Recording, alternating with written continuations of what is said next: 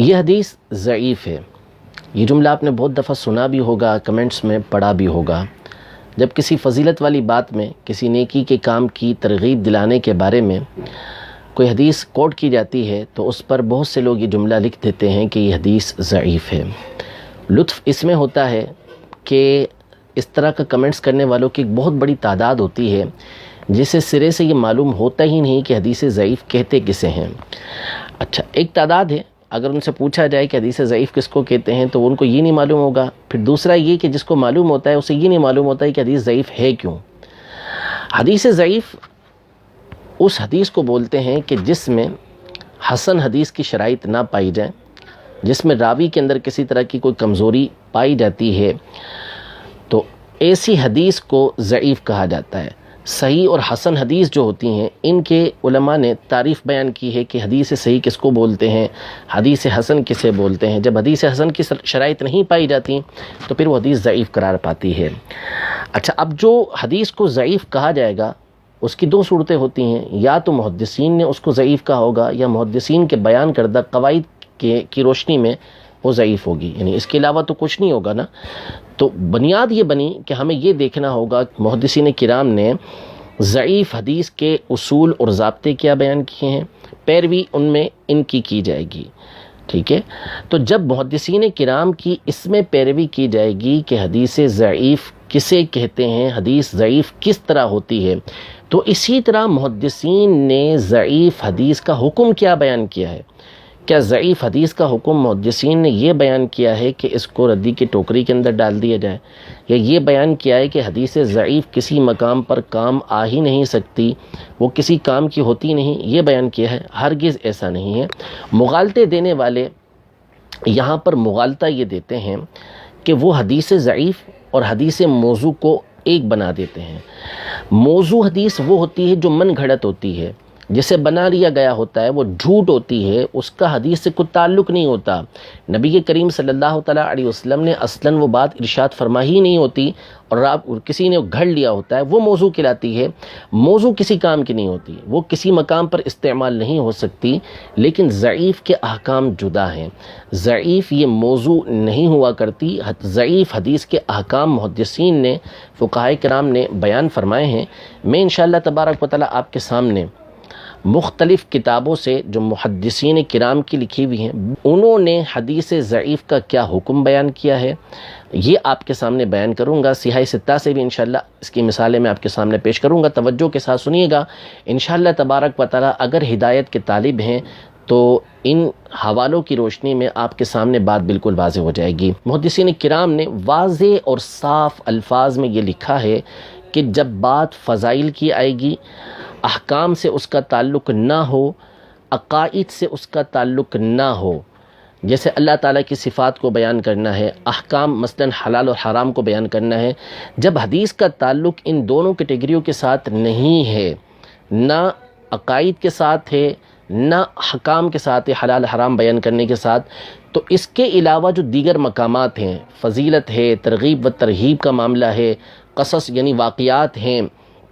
اس طرح کی باتیں جب بیان کرنی ہوں زہد و تقویٰ کی، تو وہاں پر حدیث ضعیف یہ معتبر ہوا کرتی ہے۔ حدیث ضعیف وہاں پر استعمال کی جاتی ہے، اس پر عمل کیا جاتا ہے، اس پر عمل کرنا یہ مستحب ہے۔ سماعت فرمائیے، امام ابو بکر خطیب بغدادی رحمۃ اللہ تعالی علیہ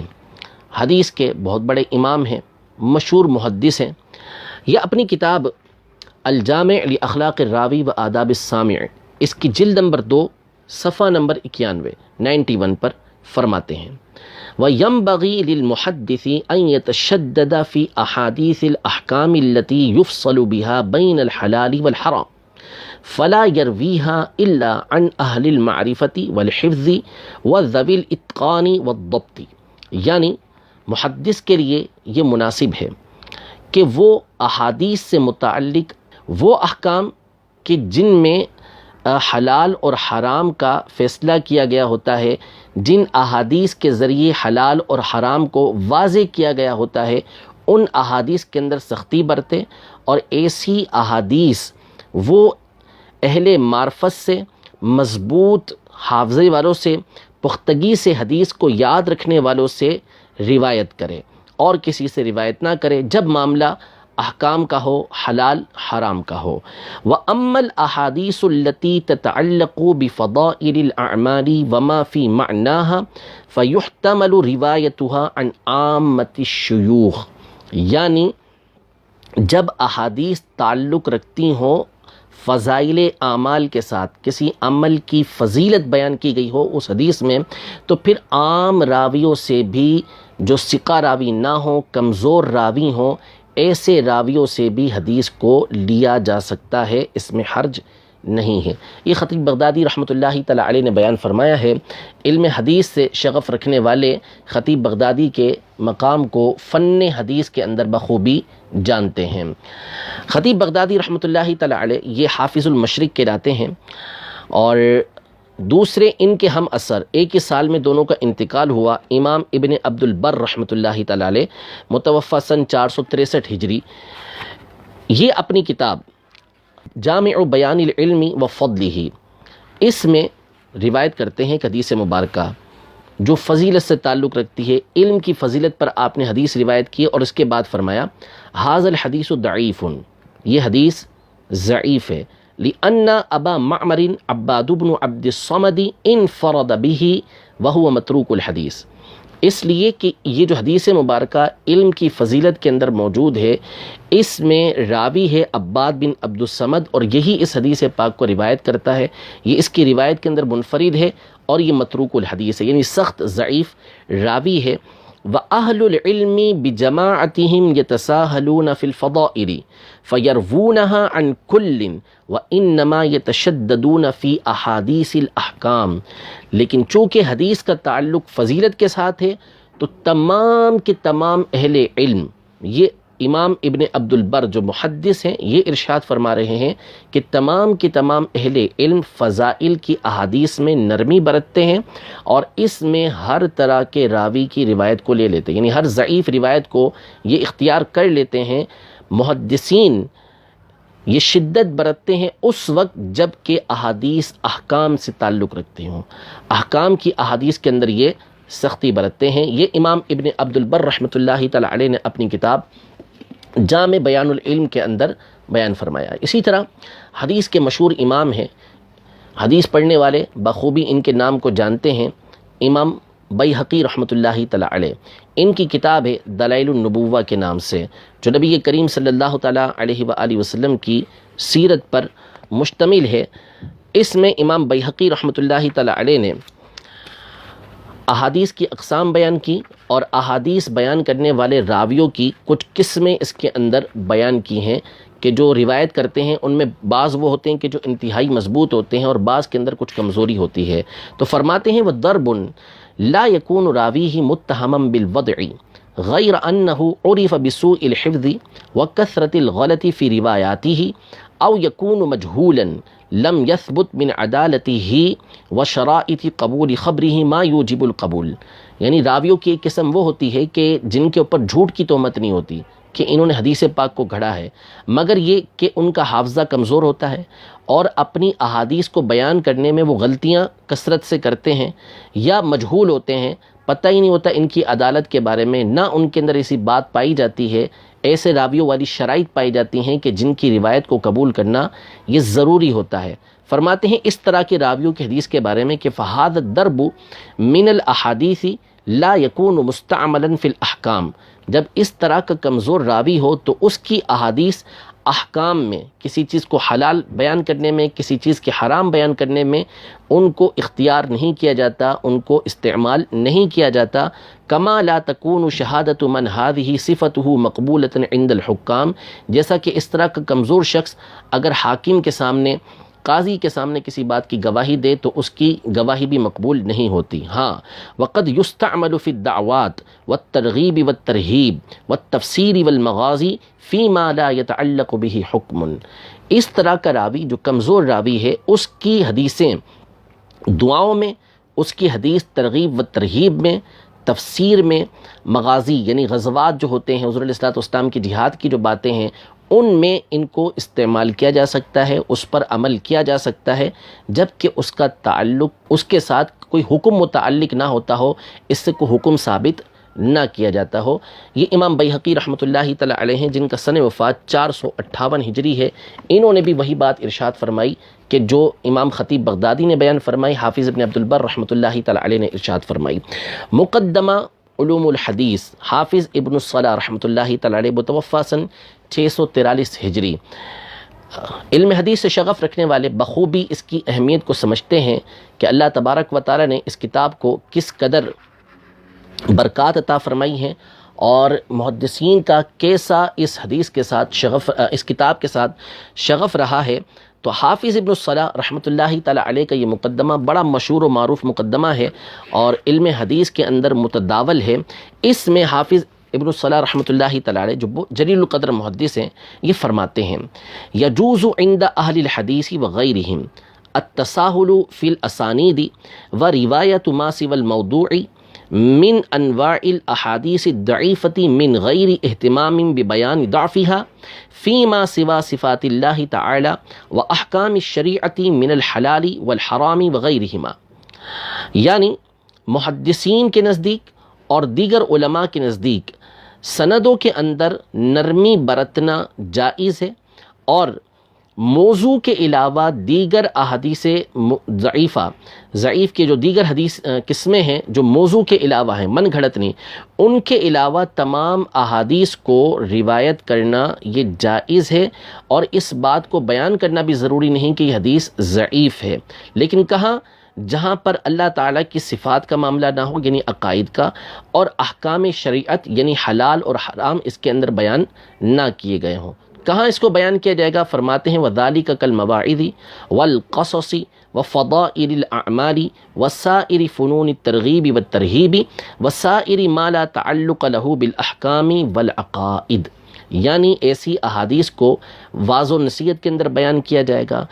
جو قصے ہوتے ہیں ان میں ان کو بیان کیا جائے گا، واقعات کے اندر فضائل اعمال میں ان کو بیان کیا جا سکتا ہے، کسی بات کی ترغیب دلانی ہے، کسی کام سے روکنا ہے تو اس میں اس طرح کی احادیث کو بیان کیا جا سکتا ہے، اور ہر اس معاملے کے اندر ضعیف حدیث کو روایت کیا جا سکتا ہے، بیان کیا جا سکتا ہے جس میں تعلق احکام کے ساتھ اور عقائد کے ساتھ نہ بنتا ہو۔ جب احکام کے ساتھ اور عقائد کے ساتھ تعلق ہوگا تو پھر وہاں پہ روایت ضعیفہ کو بیان نہیں کر سکتے۔ یہ حافظ ابن الصلاح رحمۃ اللہ تعالی علیہ نے بیان فرمایا مقدمہ ابن الصلاح میں۔ بخاری شریف کی اب تک جو سب سے جامع شرح اور سب سے تفصیلی شرح شائع ہو چکی ہے میرے علم کے مطابق، وہ ہے حافظ ابن ملقن رحمۃ اللہ تعالی علیہ کی کتاب التوضیح۔ یہ تقریباً 36 جلدوں کے اندر شائع ہوئی ہے۔ اس میں حافظ ابن ملقن رحمۃ اللہ تعالی علیہ فرماتے ہیں: لا يجوز العمل في الاحکام ولا يثبت الا بالحدیث الصحیح او الحسن ولا يجوز بالضعیف لكن يعمل به فيما لا يتعلق بالعقائد والاحکام كفضائل الاعمال والمواعظ وشبههما۔ یعنی احکام میں اور عقائد میں، یعنی انہوں نے احکام کا ذکر کیا ہے کہ احکام میں صحیح حدیث یا حسن حدیث، اسی سے احکام میں استدلال کیا جائے گا اور اسی سے احکام یہ ثابت ہوں گے۔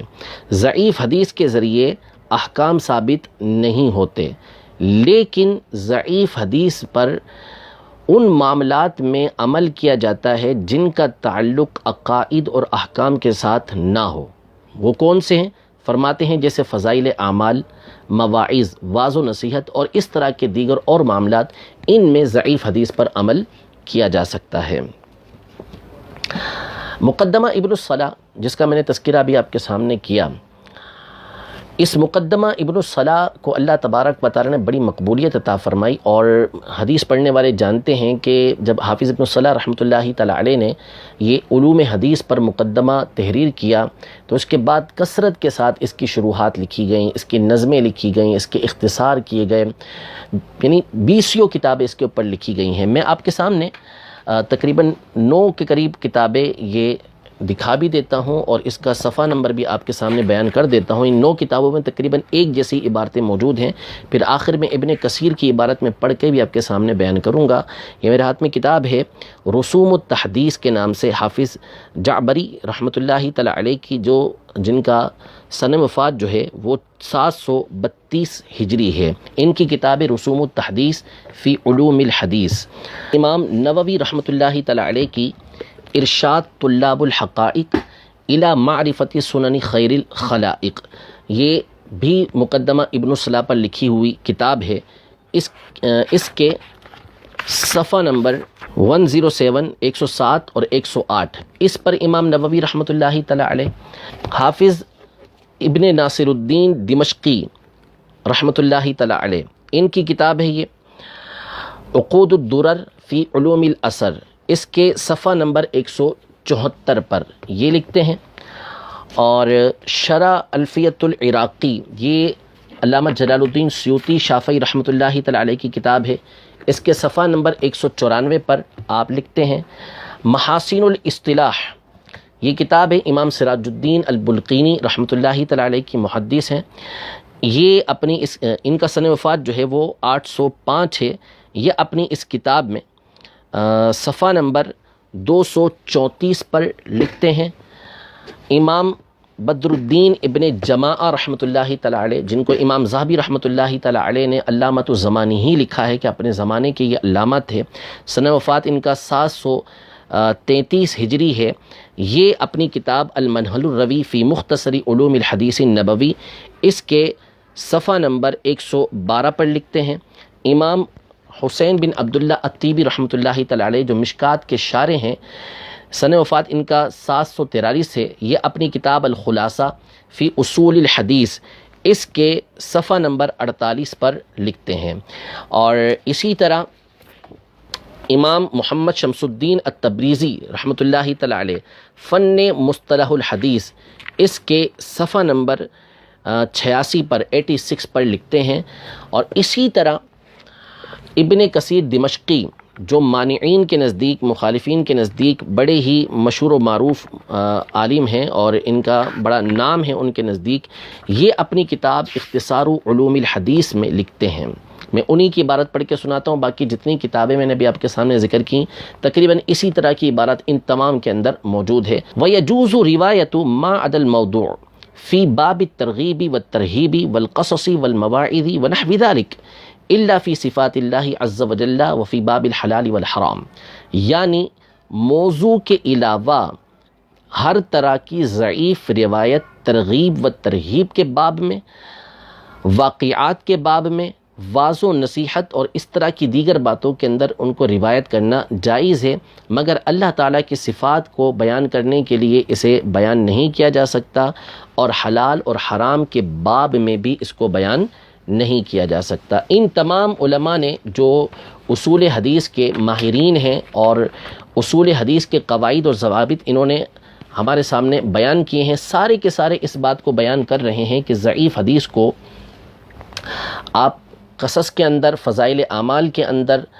واقعات کے اندر بیان کر سکتے ہیں، جب تک کہ اس سے اللہ تعالیٰ کی صفات کو بیان نہ کیا جائے، جب تک کہ اس میں احکام کو بیان نہ کیا جائے۔ امام مسلم بن حجاج القشیری رحمۃ اللہ تعالی علیہ کے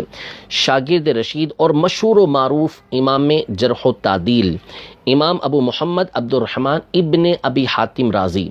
ابن ابی حاتم رازی کے بارے میں ہر حدیث کا علم رکھنے والا، جرح و تعدیل سے شغف رکھنے والا اچھی طرح جانتا ہے کہ ان کا مقام و مرتبہ کیا ہے، اور ان کی کتاب کس قدر اہل علم کے درمیان متداول اور معروف ہے۔ اس میں امام مسلم رحمۃ اللہ تعالی علیہ کے یہ مشہور و معروف شاگرد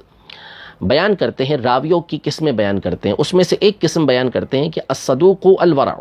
المغفل الغالب علیہم الوہم والخطأ والسہو والغلط فہذا یکتب من حدیثہ الترغیب والترہیب والزہد والآداب ولا یحتج بحدیثہ فی الحلال والحرام، یعنی راویوں کی ایک قسم وہ ہے کہ جو سچے ہیں، تقوی والے ہیں، لیکن ان کے اوپر غفلت طاری رہتی ہے، غفلت ان کے اوپر موجود ہوتی ہے، یعنی حدیث کے اندر بھول ہوتی ہے، کمزور ہوتے ہیں حافظی وغیرہ کے اعتبار سے، ان پر وہم غالب ہوتا ہے، خطا ان سے ہوتی ہے، سہو ہوتا ہے، غلطیاں واقع ہوتی ہیں، تو اس طرح کے راویوں کی حدیث کو ترغیب و ترہیب کے اندر، زہد و آداب کے اندر روایت کیا جائے گا، اور ان کی حدیث سے حلال و حرام میں استدلال نہیں کیا جائے گا۔ یہ امام ابن ابی حاتم رازی رحمۃ اللہ تعالی علیہ نے الجرح والتعدیل کے مقدمے میں بیان کیا، جلد نمبر 1 صفحہ نمبر اس کا 54 ہے، جس میں آپ نے اس بات کو بیان فرمایا ہے۔ امام بخاری رحمۃ اللہ تعالی علیہ کے بڑے مشہور و معروف شاگرد ہیں اور امام الائمہ کہلاتے ہیں۔ حدیث کی ان کی مشہور و معروف کتاب ہے صحیح ابن خزیمہ، یعنی امام ابو بکر محمد بن اسحاق بن خزیمہ رحمۃ اللہ تعالی علیہ، متوفی سن 311۔ یہ اپنی کتاب صحیح ابن خزیمہ جلد نمبر 2 صفحہ نمبر 1338، باب نمبر 260 اور حدیث کا رقم ہے 2841۔ اس میں آپ نے وقوف عرفہ کے حوالے سے ایک دعا کو ذکر کیا کہ نبی کریم صلی اللہ تعالیٰ علیہ وآلہ وسلم وقوف عرفہ میں اس دعا کو پڑھا کرتے تھے، یعنی کثرت کے ساتھ یہ دعا پڑھتے تھے۔ اس کو آپ نے ذکر کیا اور پھر اس کے اوپر آپ نے ارشاد فرمایا، یعنی اس دعا کو ذکر کرنے سے قبل فرمایا کہ اگر تو یہ دعا ثابت ہے، یعنی یہ حدیث صحیح سند کے ساتھ یا حسن سند کے ساتھ ثابت ہو تو مسئلہ ہی نہیں ہے، لیکن یہ صحیح سند کے ساتھ ثابت نہیں ہے، نقل کے اعتبار سے اس کے اندر کمزوری موجود ہے، لیکن ہم نے اس کو اس لیے روایت کیا ہے کہ اذ ھذا الدعاء مباح ان يدعو به علی الموقف وغیرہ، اس لیے کہ یہ فقط ایک دعا ہے جو مباح ہے، تو اس دعا کے ذریعے ہم اس دعا کو وقوف عرفہ میں بھی مانگ سکتے ہیں اور اس کے علاوہ اور مقام پر بھی مانگ سکتے ہیں۔ تو چونکہ اس کا تعلق احکام کے ساتھ نہیں ہے، اس سے کوئی حکم ثابت نہیں ہو رہا، اس لیے اس کو ہم نے روایت کیا ہے، اگرچہ کہ اس کی سند ضعیف ہے، اس کے راویوں کے اوپر کلام موجود ہے، لیکن امام ابن خزیمہ رحمۃ اللہ تعالی علیہ اپنی صحیح کے اندر اس حدیث کو ذکر کر رہے ہیں کہ جو ترغیب و ترہیب سے تعلق رکھتی ہے، دعا سے تعلق رکھتی ہے، لیکن چونکہ اس سے کوئی حکم ثابت نہیں ہوتا، کوئی عقیدہ ثابت نہیں ہوتا، تو آپ فرماتے ہیں کہ اس میں ضعیف روایت کو روایت کرنے میں کوئی حرج نہیں، کہ ایک مباح دعا ہے، وہ آپ کبھی بھی مانگ سکتے ہیں۔ امام بخاری رحمۃ اللہ تعالی علیہ کے دوسرے مشہور شاگرد، سیاہ ستہ کے مصنفین میں سے ایک مصنف اور محدث امام ترمذی رحمۃ اللہ تعالی علیہ، ابو عیسیٰ محمد ابن عیسیٰ ابن ثورہ ترمذی رحمۃ اللہ تعالی علیہ، اپنی مشہور کتاب جامع ترمذی جلد نمبر 4 صفحہ نمبر 503، حدیث نمبر 2744 2744 ہے، اور مطبوعہ اس کا دارالحدیث قاہرہ ہے۔ امام ترمذی رحمۃ اللہ تعالی علیہ حدیث پاک نقل کرتے ہیں کہ حضرت نبی کریم صلی اللہ تعالی علیہ وسلم نے ارشاد فرمایا، یشمت العاطس ثلاثا فَإِن زَادَ فَإِن شِئْتَ فَشَمِّتْهُ وَإِن شِئْتَ فَلَا، یعنی چھینکنے والے کو 3 مرتبہ جواب دیا جائے گا، یعنی چھینکنے والا کہے الحمدللہ رب العالمین تو جواب میں یرحمک اللہ کہا جائے، ایک مرتبہ ایسا ہوا، دوسری مرتبہ ایسا ہوا، تیسری مرتبہ ایسا ہوا، 3 مرتبہ جواب دیا جائے گا۔ اگر 3 مرتبہ سے زیادہ اسے چھینک آتی ہے، وہ الحمدللہ کہتا ہے، تو جواب دینے والے کی مرضی ہے کہ تو جواب دے، اور اگر چاہے تو جواب نہ دے۔ امام ترمذی رحمۃ اللہ تعالی علیہ اس حدیث کو روایت کرنے کے بعد فرماتے ہیں، ھذا حدیث غریب و اسنادہ مجہول، یعنی یہ حدیث مبارکہ غریب ہے اور اس کی سند مجہول ہے۔ سند مجہول ہے یعنی سندن یہ روایت ضعیف ہے۔ امام ابو بکر ابن عربی رحمۃ اللہ تعالی علیہ جامع ترمذی کی شرح عارضۃ الاحوزی جلد نمبر 5 صفحہ نمبر 381 پر امام ترمذی رحمۃ اللہ تعالی علیہ کے اس کلام کی شرح کرتے ہیں اور فرماتے ہیں کہ وَهُوَ إِن كَانَ مَجْهُولًا، یعنی اگرچہ کہ یہ حدیث ضعیف ہے، فَإِنَّهُ يَسْتَحَبُّ الْعَمَلُ بِهِ، مگر یہ کہ اس پر عمل کرنا یہ مستحب ہے، لِأَنَّهُ دُعَاءٌ بِخَيْرٍ وَصِلَةٌ لِلْجَلِيسِ وَتَوَدُّدٌ لَهُ، اس لیے کہ یہ فقط ایک خیر کی دعا ہے، جو بیٹھا ہوا ہے، ساتھی ہے، اس کے ساتھ حسن سلوک کرنا ہے اور اس کے ساتھ محبت کا اظہار کرنا ہے، تو اس پر کوئی ایسا حکم تو ثابت ہوتا نہیں ہے۔ حافظ ابن حجر عسقلانی رحمۃ اللہ تعالی علیہ امیر المومنین فی الحدیث، یہ بخاری شریف کی شرح فتح الباری جلد نمبر 10 صفحہ نمبر 683 پر امام ابن عربی رحمۃ اللہ تعالی علیہ کی اس عبارت کو نقل کرتے ہیں، اور نقل کرنے کے بعد آپ فرماتے ہیں فَالْأَوْلَى الْعَمَلُ بِهِ، یعنی ابن عربی کے اس قول سے ثابت ہوا کہ اگرچہ کہ سندن یہ حدیث ضعیف ہے، لیکن چونکہ فقط دعا سے تعلق رکھتی ہے، اس سے کسی طرح کا کوئی حکم ثابت نہیں ہو رہا، تو لہذا اس پر عمل کرنے میں اصلاً کوئی حرج نہیں ہے۔ امام بخاری رحمۃ اللہ تعالی علیہ کے ہم اثر اور جلیل القدر محدث امام ابو داود رحمۃ اللہ تعالی علیہ، جن کی سنن ابی داود بڑی مشہور و معروف ہے، یہ اپنی سنن ابی داود کی جلد نمبر 3 صفحہ نمبر 254 پر اور باب نمبر اس کا 70 ہے، اور شیخ عوامہ کی ترقیم کے مطابق رقم الحدیث کے مطابق نمبرنگ کے مطابق اس کی نمبرنگ ہے 2588 2588۔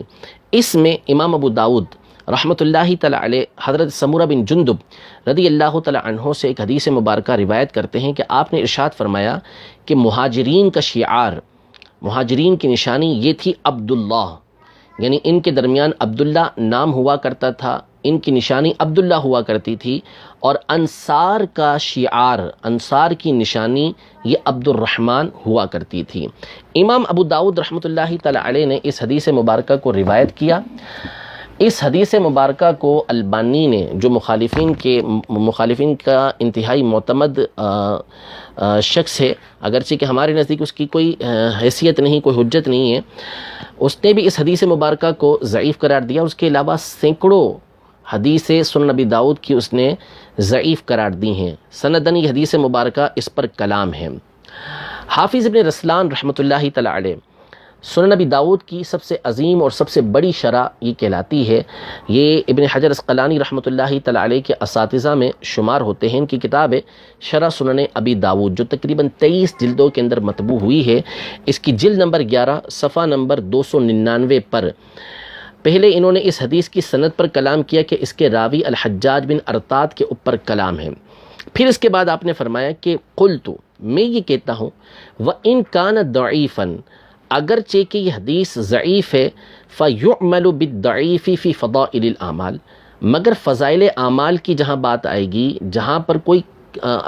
عقیدے کا معاملہ نہ ہو، جہاں پر کوئی حکم کا معاملہ نہ ہو، تو وہاں پر ضعیف حدیث میں عمل کیا جاتا ہے۔ تو امام ابو داؤد رحمۃ اللہ تعالی علیہ کی اس حدیث ضعیف کے ذریعے اگر کوئی اپنا شعار عبداللہ رکھتا ہے، کوئی اپنا شعار عبد الرحمن رکھتا ہے جس سے فضیلت حاصل ہو، تو اس پر عمل کرنے میں کوئی مسئلہ نہیں ہے۔ یہ حافظ ابن رسلان رحمۃ اللہ تعالی علیہ نے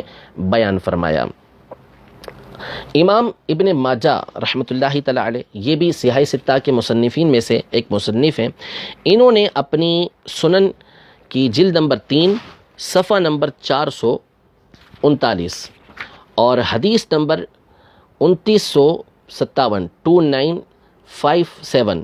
اس میں سیدنا ابو ہریرہ رضی اللہ تعالی عنہ سے رکن یمانی کی ایک فضیلت روایت کی کہ نبی کریم صلی اللہ تعالی علیہ وسلم نے ارشاد فرمایا،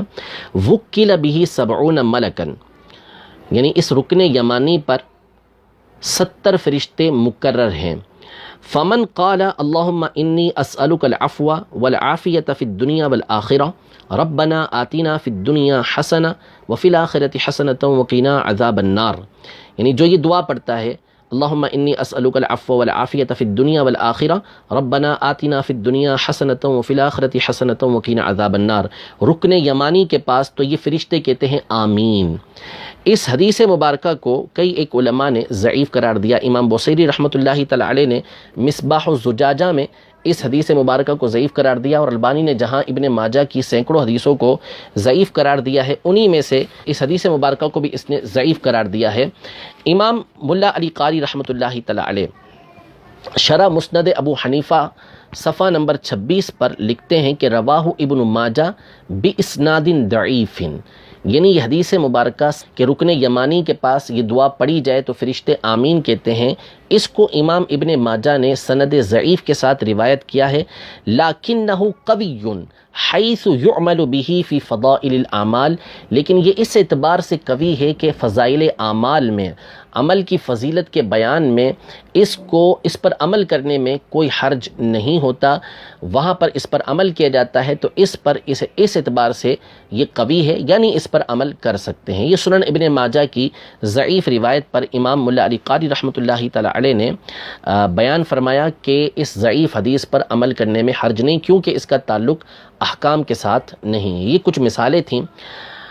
امام بخاری رحمۃ اللہ تعالی علیہ کے ارد گرد ہی ابھی ہم چل رہے ہیں، ان کے شاگرد، ان کے ہم اثر علماء اور صحیح ستہ کے مصنفین کے حوالے سے۔ امام بخاری رحمۃ اللہ تعالی علیہ کے اجل استاذ، امام المحدثین، سید المحدثین، امام احمد بن حنبل رحمۃ اللہ تعالی علیہ، حدیث کے مشہور امام ہیں۔ مسند احمد بن حنبل آپ کی مشہور و معروف کتاب ہے۔ امام احمد بن حنبل رحمۃ اللہ تعالی علیہ کے بارے میں ان کے جو اقوال ہیں، خطیب بغدادی نے اپنی کتاب الکفایہ فی علم الروایہ، اس کے صفحہ نمبر 124 پر 2 قول نقل کیے ہیں۔ میں آپ کے سامنے ایک قول نقل کرتا ہوں، ذکر کرتا ہوں کہ امام احمد بن حنبل رحمۃ اللہ تعالی علیہ ضعیف احادیث کے حوالے سے کیا بیان فرماتے ہیں۔ چنانچہ فرماتے ہیں، احادیث الرقاق یحتمل ان یتساہل فیہا حتی یجیء فیہ شیء فیہ حکم، یعنی جو رقاق کی احادیث ہیں، یعنی جن میں ایسی باتیں بیان کی گئی ہیں کہ جس سے دل نرم ہوتا ہے، دل کو نرم کرنے والی باتیں، زہد و تقوی کی باتیں، جن احادیث کے اندر ان کا تذکرہ ہے، وہ اس بات کا احتمال رکھتی ہیں کہ ان کے اندر نرمی برتی جائے، یعنی ان میں ضعیف راویوں کی روایتیں بھی لی جائیں، یہاں تک کہ اس میں کوئی حکم آ جائے، یعنی اس کے ذریعے سے کوئی حکم ثابت ہو رہا ہے، تو پھر وہاں پر وہ محتج بھی نہیں ہوتی، وہ استدلال کے لائق نہیں ہوتی۔ یہ امام احمد بن حنبل رحمۃ اللہ تعالی علیہ جو امام بخاری کے استاد ہیں، ان کا فرمان ہے۔ امام ابن معین رحمۃ اللہ تعالی علیہ، یہ بھی امام بخاری رحمۃ اللہ تعالی علیہ کے استاذ ہیں اور فن جرح و تعدیل کے امام اجل ہیں، نقاد ہیں، اور سب سے بڑھ کر جرح و تعدیل میں جو اقوال ملتے ہیں، کسی راوی کو ضعیف قرار دینا، کسی راوی کو ثقہ قرار دینا، یہ امام ابن معین رحمۃ اللہ تعالی علیہ کے ملتے ہیں۔ ان کے شاگرد ہیں عباس الدوری، انہوں نے ان کے اقوال کو جمع کیا اور ان کی کتاب یحییٰ بن معین و کتابہ التاریخ اس نام سے شائع ہوئی ہے۔ اس کی جلد نمبر 2 ہے، صفحہ نمبر 179 ہے، رقم ہے اس کا 1331۔ اس میں آپ فرماتے ہیں کہ زیاد البکائی لیس بشیء، زیاد البکائی کوئی خاص چیز نہیں ہے۔ لیس بشیء کے پر بہرحال تفصیل کے ساتھ کلام ہے، لیکن یہاں پر جو مراد ہے وہ یہ ہے کہ یہ کمزور راوی ہے۔ وقد کتبت عنہ المغازیہ، مگر میں نے ان سے مغازی کو لکھا ہے، یعنی وہ احادیث لکھی ہیں کہ جن کا تعلق احکام کے ساتھ نہیں بنتا، عقائد کے ساتھ نہیں بنتا، تو ان کی احادیث کو اس لیے لکھا مغازی کے اندر کہ دیگر احادیث کو نہیں لکھا، احکام کی احادیث کو نہیں لکھا، عقائد کی احادیث کو نہیں لکھا، اس لیے کہ وہ معتبر نہیں، وہاں پر ان کی بات حجت نہیں، لیکن مغازی کے اندر کہ جہاں پر احکام سے تعلق نہیں بنتا تھا تو میں نے اس کو نقل کیا ہے۔ امام احمد بن حنبل، امام یحییٰ بن معین، یہ دونوں امام بخاری کے استاذ ہیں۔ ان دونوں کے استاذ یعنی یحییٰ بن معین اور امام احمد بن حنبل رحمۃ اللہ تعالی علیہ کے استاذ، یعنی امام بخاری کے استاذ الاستاذ شیخ الشیخ امام عبد الرحمن ابن مہدی رحمۃ اللہ تعالی علیہ، ان کے حوالے سے سماعت فرمائیں کہ ان کا موقف کیا ہے۔ خطیب بغدادی اپنی کتاب الجامع لاخلاق الراوی و آداب السامع، اس کے صفحہ نمبر 91 پر فرماتے ہیں، جلد نمبر 2 ہے، کہ اذا روینا فی الثواب والعقاب وفضائل الاعمال تساہلن فی الاسانید والرجال، یعنی جب ہم ثواب کی باتوں کے بارے میں احادیث روایت کرتے ہیں یا عقاب کے بارے میں، عذاب کے بارے میں احادیث روایت کرتے ہیں، اعمال کی فضیلتوں کے بارے میں روایت کرتے ہیں، تو وہاں پر ہم اسانید کے اندر نرمی برتتے ہیں، یعنی سختی نہیں کرتے،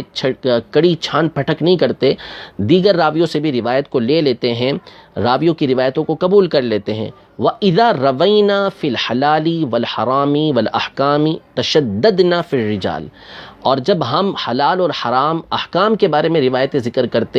کرتے ہیں تو وہاں پر راویوں کے بارے میں ہم سختی برتتے ہیں، مضبوط راویوں کی روایت کو لیتے ہیں، عام راویوں کی روایت کو نہیں لیتے۔ امام احمد بن حنبل رحمۃ اللہ تعالی علیہ اور امام یحییٰ بن معین وغیرہ کے استاذ،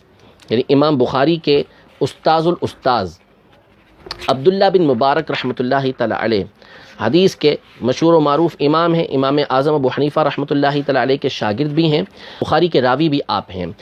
امام ابن ابی حاتم رازی رحمۃ اللہ تعالی علیہ نے الجرح والتعدیل میں جلد نمبر 1 ہے، اس کا مقدمہ ہے اور صفحہ نمبر 319 ہے، اس میں ایک باب باندھا ہے، باب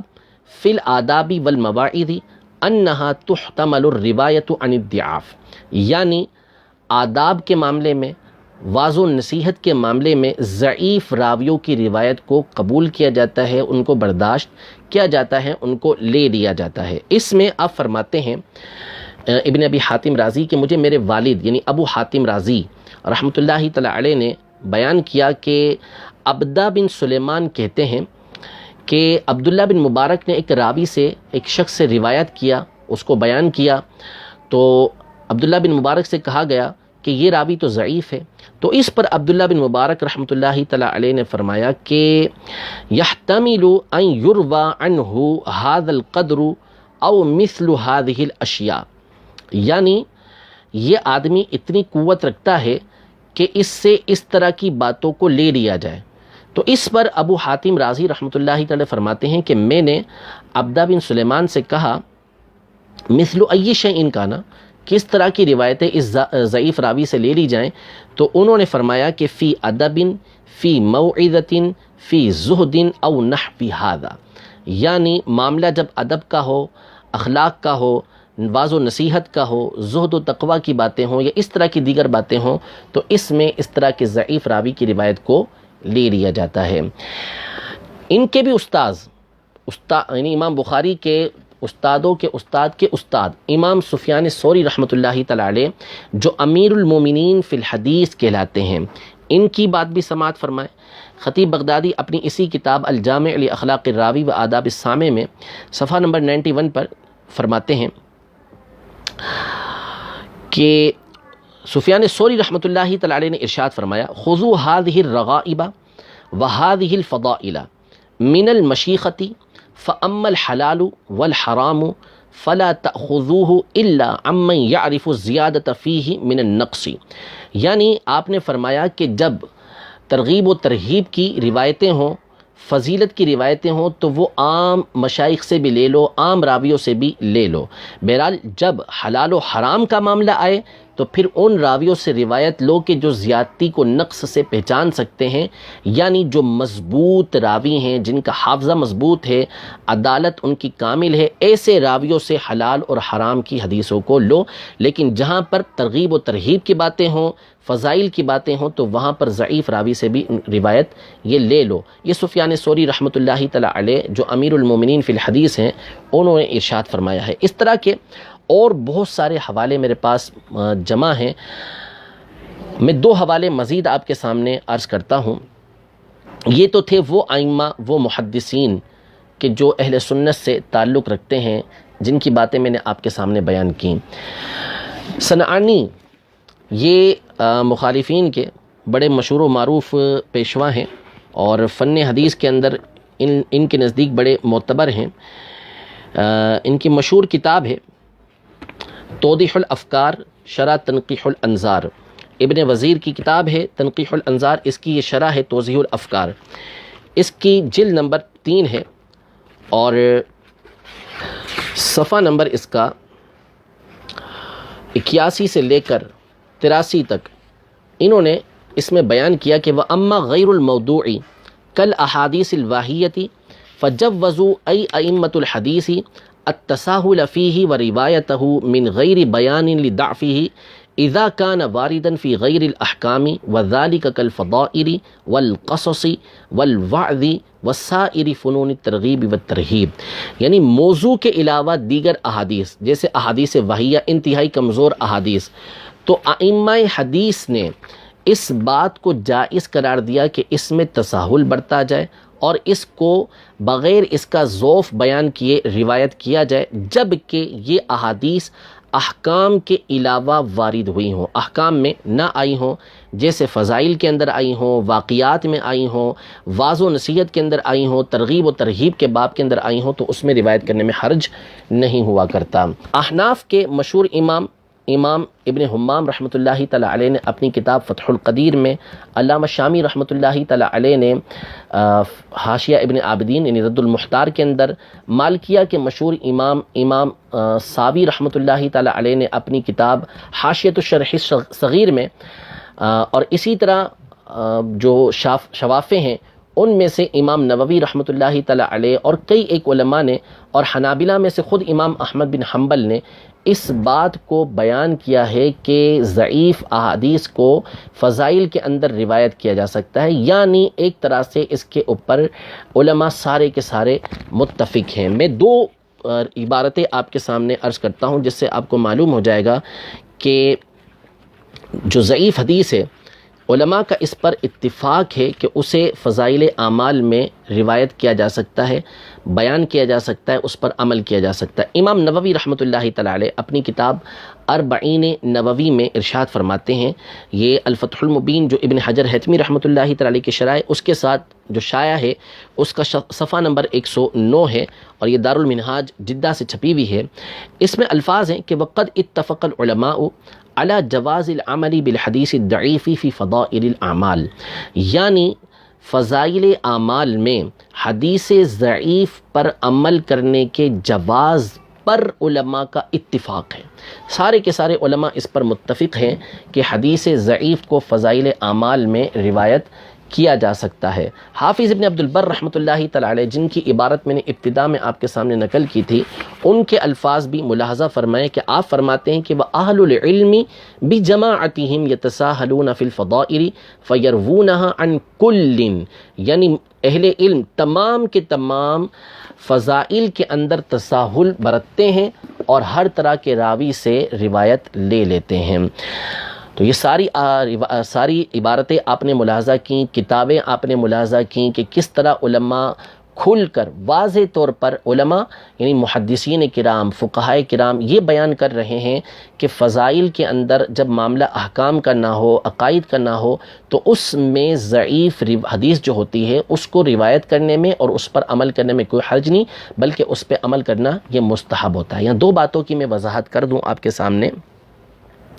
کہ بعض لوگ یہ مغالطہ دیتے ہیں، اور یہ شروع میں بھی میں نے بیان کیا کہ وہ لوگوں کے سامنے اس طرح شو کرتے ہیں کہ ضعیف حدیث جو ہوتی ہے یہ گویا کہ موضوع حدیث ہوتی ہے، حالانکہ موضوع حدیث الگ چیز ہے، من گھڑت حدیث الگ چیز ہے، اور ضعیف حدیث الگ چیز ہے۔ ضعیف حدیث کے علماء نے مقام بیان کیے کہ بھئی اس کو کہاں کہاں استعمال کر سکتے ہیں، اس کے راویوں کے اندر کمزوری آئی ہے تو جو حلال اور حرام کا معاملہ ہوگا وہاں تو نہیں لیں گے ہم کہ اس سے کوئی چیز کسی کے اوپر لازم ہو رہی ہوتی ہے کہ تم نے یہ کام کرنا ہے یا تم نے یہ کام نہیں کرنا، تم یہ کر سکتے ہو تم نہیں کر سکتے، تو وہاں پر ہم کمزور راوی کی روایت کو نہیں لیں گے۔ لیکن جہاں پر فضیلت کا معاملہ ہو، مستحب معاملہ ہو کہ کسی پر کوئی چیز لازم نہیں ہو رہی، وہاں کوئی عقیدہ اور نظریہ ثابت نہیں کیا جا رہا، تو اس میں ضعیف حدیث کو روایت کرنے میں کوئی حرج، وہ حدیث سرے سے ہوتی نہیں ہے، اس کو مجازن توسعاً یہ حدیث کہہ دیا جاتا ہے، ورنہ موضوع کا مطلب ہے حضور علیہ السلام پر جھوٹ گھڑا گیا، جھوٹ باندھا گیا، اس کو تو روایت کرنے کی، اس کو تو بیان کرنے کی اجازت ہی نہیں ہوتی، صرف اس صورت میں بیان کر سکتے ہیں جبکہ بیان کرنے والا یہ مقصد رکھتا ہے کہ میں لوگوں کے سامنے یہ بیان کروں گا کہ یہ حدیث موضوع ہے، وہ بیان کر کے وہ کہتا ہے کہ بھئی حدیث موضوع ہے، تو اس کا یہ بیان کرنا ٹھیک ہوتا ہے۔ مثلا حب الوطن من الایمان، وطن کی محبت ایمان میں سے۔ اب کوئی یہ کہتا ہے کہ بھئی یہ حدیث کہہ کے بیان کی جاتی ہے لیکن یہ حدیث ہے نہیں، تو اس کو اس لیے بیان کرنا کہ لوگوں کے سامنے واضح کر دیں کہ یہ حدیث نہیں ہے، اس کو بیان کرنا اس اعتبار سے جائز ہوگا، ورنہ اس کو بیان کرنا یہ جائز نہیں ہے۔ دوسری بات یہ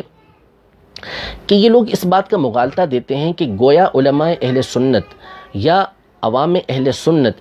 یہ ضعیف حدیث کو صحیح حدیث پر یا قرآن و حدیث کے اوپر قرآن کے اوپر جو ہے وہ ترجیح دیتے ہیں، حالانکہ ایسا ہے ہی نہیں۔ صحیح حدیث کے اپنے مقامات ہیں اور اس کا اپنا مقام ہے، اس کے ذریعے سے حلال و حرام کے احکام ثابت ہوتے ہیں، ضعیف حدیث سے تو حلال و حرام کے احکام ثابت نہیں ہوتے۔ بس آخر بات ختم کرتا ہوں، بہت لمبی بات ہو گئی ہے، کہ امام بخاری رحمۃ اللہ تعالی علیہ ان کی جامع سے، کیونکہ میں ساری کی ساری باتیں کوشش کر کے امام بخاری کے ارد گرد چلاتا رہا ہوں، ان کے شاگردوں کے حوالے سے، ان کے شاگردوں کے شاگردوں کے حوالے سے، اور ان کے اساتذہ کے اساتذہ، ان کے بھی اساتذہ کے میں نے اقوال نقل کیے۔ امام بخاری رحمۃ اللہ تعالی علیہ کی الجامع الصحیح، الجامع المسند الصحیح المختصر من امور رسول اللہ صلی اللہ تعالی علیہ وآلہ وسلم وسننہ وایامہ، مشہور و معروف اس کا مطبوعہ ہے، دارالمنہاج جدہ سے یہ شائع ہوئی ہے، دنیا کے بہترین نسخوں میں سے یہ ایک نسخہ ہے۔ جلد نمبر اس کی 2 ہے اور جز نمبر اس کا 4 ہے، صفحہ نمبر اس کا 29 ہے، اور اس کی جو حدیث نمبر ہے وہ 2855 ہے، 2855۔ اس میں امام بخاری رحمۃ اللہ تعالی علیہ ایک حدیث مبارکہ لے کر آئے ہیں ابی بن عباس بن سہل سے، عن ابیہ عن جدہ، وہ روایت کرتے ہیں اپنے والد سے اور وہ ان کے دادا سے کہ قال کان للنبی صلی اللہ تعالی علیہ وسلم فی حائطنا فرس یقال له اللحیف، وہ کہتے ہیں کہ نبی کریم صلی اللہ تعالی علیہ وآلہ وسلم کا ایک گھوڑا یہ ہمارے باغ کے اندر موجود تھا جس کو لحیف کہا جاتا تھا۔ امام بخاری رحمۃ اللہ تعالی علیہ جو اس حدیث مبارکہ کو لے کر آئے ہیں ابی بن عباس کی روایت سے لے کر آئے ہیں۔ ابی بن عباس یہ وہ راوی ہے کہ جس کے بارے میں علماء کا اتفاق ہے، تقریباً علماء اس پر متفق ہیں کہ یہ راوی ضعیف ہے۔ ابن حجر عسقلانی رحمۃ اللہ تعالی علیہ تقریب التہذیب میں اس کا خلاصہ بیان کرتے ہیں، فرماتے ہیں فیہ ضعف، اس کے اندر ضعف ہے، ما لہ فی البخاری یہ غیر حدیث واحد، بخاری میں صرف اس کی ایک ہی حدیث مبارکہ موجود ہے۔ تو یہ ضعیف راوی کی روایت امام بخاری یہاں پر لے کر آئے ہیں کہ جس کے ضعف پر علماء کا اتفاق ہے، اس کی روایت کو یہاں پہ ذکر کر رہے ہیں۔ تو سید اعلیٰ حضرت امام اہل سنت نے امام بخاری کا دفاع کرتے ہوئے یہ ارشاد فرمایا کہ اصل میں اس حدیث کا تعلق احکام سے تو بنتا نہیں ہے، عقیدے سے تو بنتا نہیں ہے، فقط اتنا ہے کہ نبی کریم صلی اللہ تعالیٰ علیہ وسلم کے مبارک گھوڑے کا نام اس کے اندر ذکر کیا گیا ہے، تو ایسے مقام پر اس طرح کے راوی کی روایت کو روایت کرنے میں حرج نہیں ہوتا۔ تو اس طرح کی روایت تو امام بخاری رحمۃ اللہ تعالیٰ علیہ اپنی صحیح کے اندر بھی لے کر آئے ہیں۔ رب تبارک و تعالیٰ ہمارے نظریات کی حفاظت فرمائے، اور یہ جو حدیث ضعیف کے مطلقاً انکار کا فتنہ ہے اس سے ہمیں محفوظ فرمائے۔ محدثین کرام نے فقط 2 شرطیں، جمہور نے فقط 2 شرطیں یہاں پر بیان کی ہیں کہ وہ حدیث موضوع نہ ہو، من گھڑت نہ ہو، اور اس کا تعلق احکام و عقائد کے ساتھ نہ بنتا ہو، تو اس حدیث کو جو ضعیف ہے اس کو روایت کرنے میں اور اس پر عمل کرنے میں کوئی حرج نہیں ہے۔ محدثین کا، فقہا کا موقف میں نے آپ کے سامنے واضح کر کے رکھ دیا ہے۔ اللہ تبارک و تعالی ہمیں اصلاح قبول کرنے کی توفیق عطا فرمائے، راہ ہدایت پر مستقیم فرمائے، اور اسی راستے پر چلتے رہنے کی توفیق عطا فرمائے۔ آمین بجاہ النبی الامین صلی اللہ تعالی علیہ وآلہ وسلم۔